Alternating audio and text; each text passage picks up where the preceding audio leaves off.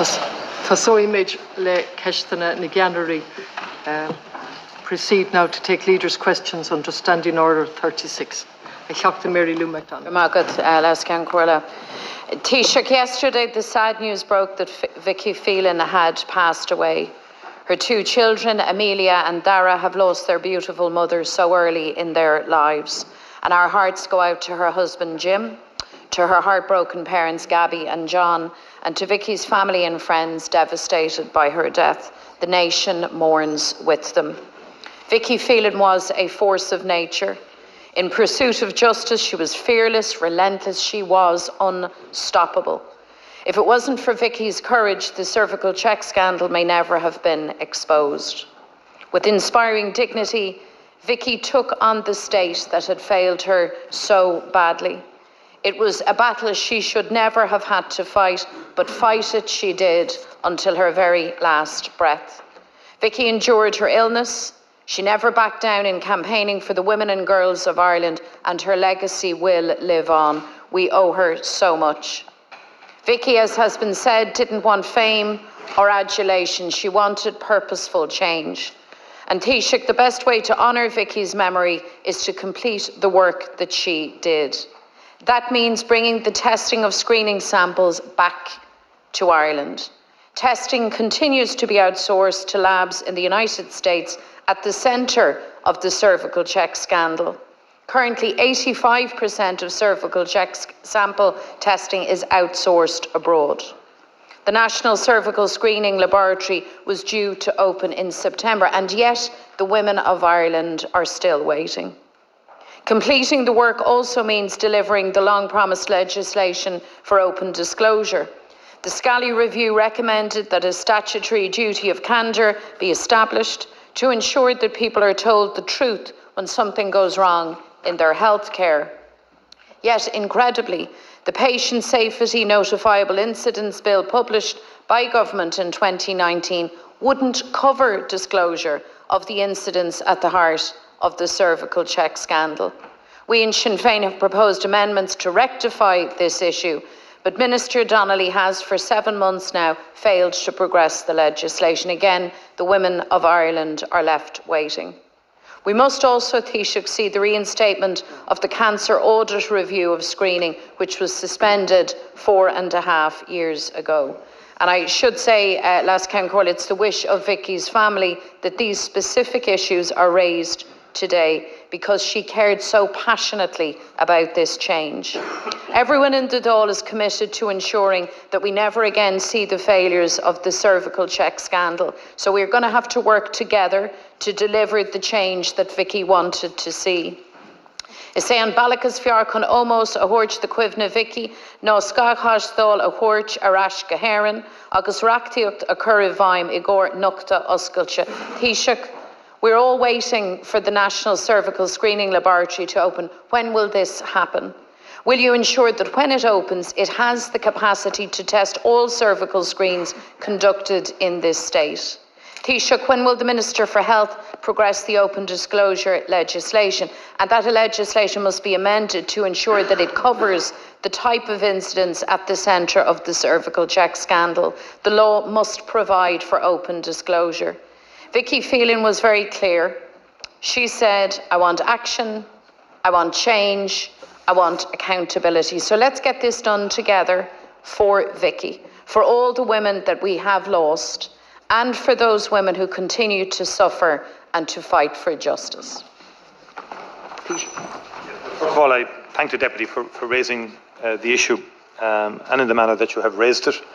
And I agree wholeheartedly that it's extremely important that the work of Vicky Phelan is reflected in action, both in terms of legislation, in terms of the framework and architecture of the screening programme itself, insofar as it's located in Ireland, and in terms of the renewal of an audit of the screening programme itself, because it's important to her family in particular, that her advocacy continues to change things after her passing, that her legacy will mean and will be more effective a more respectful treatment for the women who come after Vicky.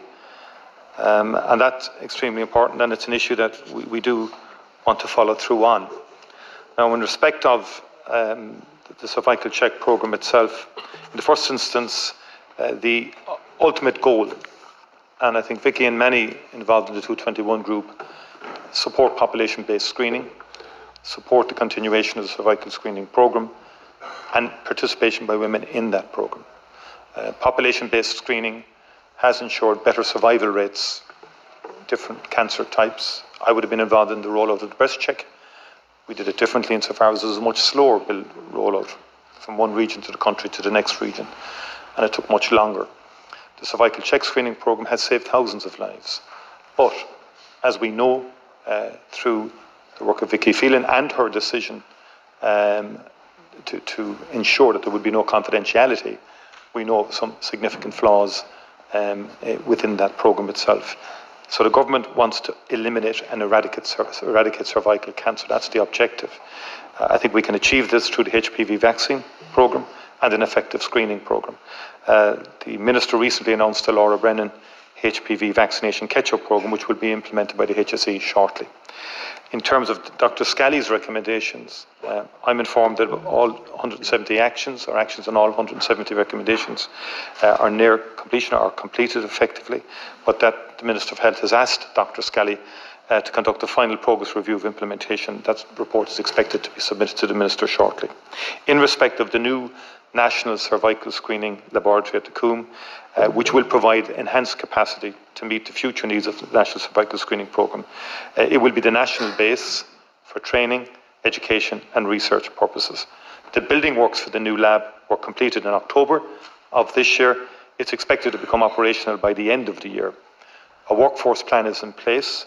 Recruitment for the new laboratories is an ongoing priority for the HSE. It's working with the Faculty of Pathology to build the required expertise. My understanding is that Dr. Killeen de Gascoon was recently appointed as Interim Director of the NCSL. The new laboratory is designed to ultimately become CervicalCheck's main provider of cervical screening laboratory services. And again, in terms of the timeline to that, work is flat out to see can we get that done before the end of the year. And that's something that the HSE is working on. In respect of the legislation, my understanding again is there was agreement among all the parties at committee stage that at report stage an agreed amendment would come forward in respect of full disclosure. In my view, and there has been a lot of, there's been a lot of different perspectives within the health professional community for a long, long time, although many would support the duty of candour and the spirit and the idea and principle of candour in respect of full disclosure to patients. I've had discussions with the Minister. He's indicating to me that working with the Attorney General's office that we will have that amendment prior to the end of the year, and working with all parties in the House, can we bring this to a conclusion? Well, Guramila Mahagatas Taoiseach, and to share with you in expressing the importance of population screening and the importance for women to participate in CervicalCheck. All of us who avail of the services, I think, are well aware of the absolute value of them. Taoiseach, I believe that Vicky's ambition to bring screening home can be achieved. Let me say it was a massive, massive, in fact, catastrophic error for the laboratory service and for screening not to be carried out in this jurisdiction, to put that on the record. Can you assure us, Taoiseach, that when the National Laboratory opens, and you say you hope that will happen by the end of the year, that it won't just be additional capacity, but that we work for sufficient capacity that screening in its entirety can happen here in Ireland?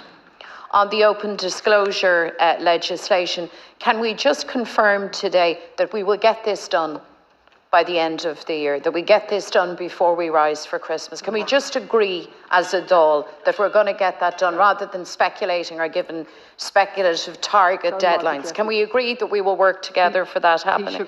And Taoiseach, finally, I asked you about the cancer audit review and its reinstatement. Could you say something on that?